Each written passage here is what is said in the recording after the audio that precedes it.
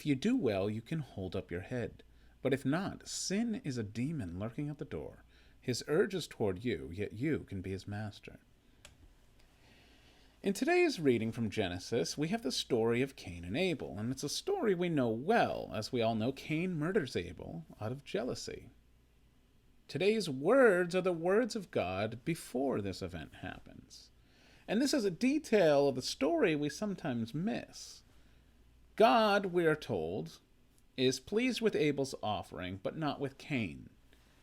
What happens here, however, is that God demonstrates that whatever it is that causes him to be less pleased with Cain's offering, and it's not clear, though it may be that Abel offered the Lord the best he had to give, while Cain did not. Whatever that is, it does not mean that God does not care for Cain. We even see that care later in the story in the protection given to Cain after he's killed Abel. Here, though, before that happens, God gives Cain some encouragement and a warning about sin. Our lectionary translation today tries to capture one interpretation of robes, the Hebrew word here for crouching or lying in wait, as a personification of evil and sin, and it's connected with a related Akkadian word, rabisu, used to designate an evil spirit. Whatever the translation reads, the point is that sin is a dangerous force to be avoided.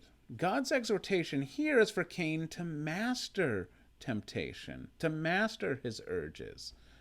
And it's so important for us to hear this. Why?